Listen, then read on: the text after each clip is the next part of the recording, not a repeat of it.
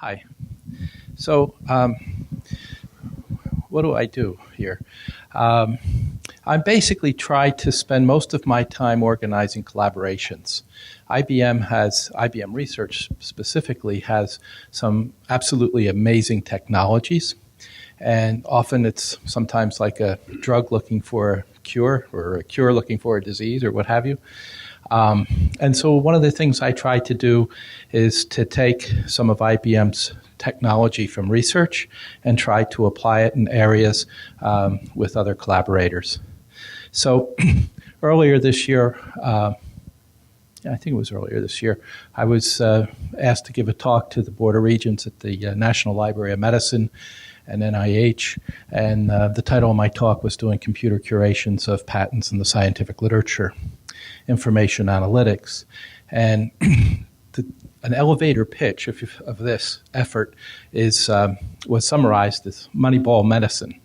If you've ever seen the movie Moneyball, where they take all the data from all the players in the baseball league and they organize it and try to put together. And in a way, when I was describing this to one of our efforts to one of the people, they said, "Oh, what you're doing is the same thing with medicine. We call it Moneyball medicine."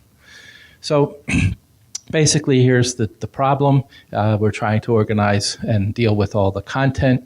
In many ways, we're all doing the same thing. We use a lot of the tools that other people use.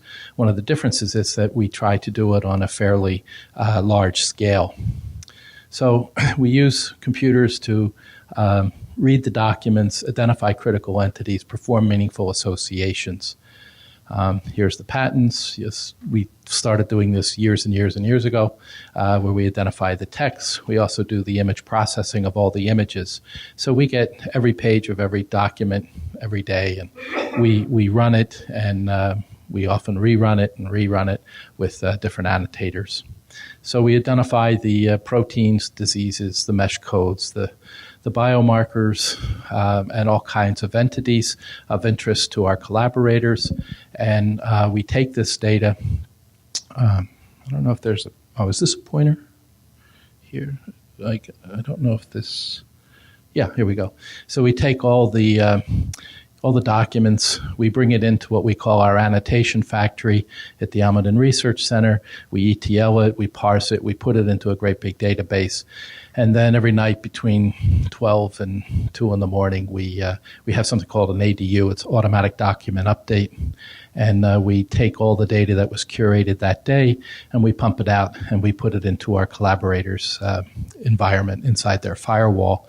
And then they're free to build applications on top of that. So in addition to this, we also build some applications, which you can't see, but it's down off the screen here, which we make available jointly to all the collaborators. So I think I could either stop there, or if I have to, I don't know if I have 2 more minutes, we can talk about some current activities. In addition to extracting the data and converting them into things like smile strings and mole files, we put them into Inchi keys, and we started going in and re-embedding the data back into the documents. So we're doing a lot of what we call embedded text analysis. So what might start off as a paragraph could end up as a 3-page document. And then we re-index this with Solr, and we build Solr indices where the Inchi keys are actually identified or indexed as if they were structures. So not only do we put it into ChemAxon databases here, we use DB2. A lot of our collaborators use Oracle, but the nice thing about ChemAxon is it works with both. And but we also use the open source Solr, and we re-index these, and there's a lot of advantages of doing that. So here's my second summary slide.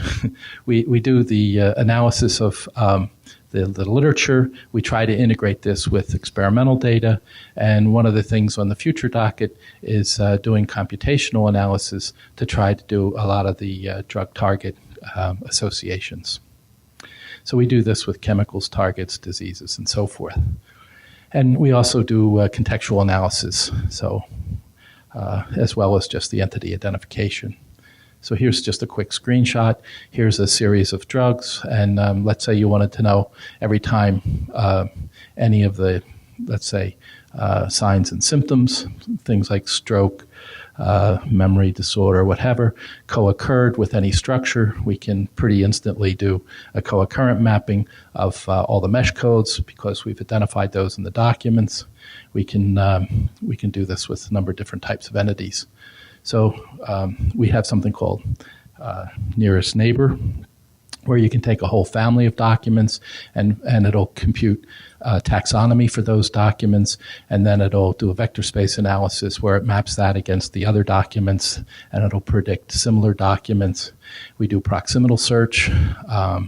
We have landscaping tools, timelines, clustering, a whole bunch of different tools that we use experimentally with the data, and then we try to make these available to our collaborators. And it goes on and on. So if you have an interest, please feel free to contact me. One question I will answer very briefly is somebody asked me the other night, he said, so why is IBM doing this? I mean, you're not really in this business. I'll just say that, and I don't know if this will work, but I'll skip through those. Watson. So, 10 years ago, IBM built a computer that won the world chess champion, beat Kasparov at Blue Gene. 2 years ago, we did a computer that played Watson. It's played Jeopardy real time on television. And if you ever get a chance, Google IBM Jeopardy or IBM Watson, and you can watch some YouTube videos of the computer playing real time against the world's best trivial experts in Jeopardy. And so that computer that was built to do that problem was a rather amazing piece of technology. It takes a query and basically builds hypotheses on what the best answers would be, and you could ask it all kinds of questions, and real time it would generate the answers. It was a rather phenomenal infrastructure that did that. All I know is that, not being a computer person that much, but it said, you know how you put RAM in the computers that you buy? This thing had like 16 terabytes of RAM. It was, 285 teraflops or something. It was an amazing computer. And so the idea is, well, instead of doing Jeopardy, maybe we could use this we have now Watson for IT. So Watson, and the idea is to build maybe someday, eventually, to build something like Watson MD or Dr. Watson, so that we can use this for medical applications. That's a work in progress, and maybe you'll see a little bit of a demo at the ACS meeting in San Francisco. That's all.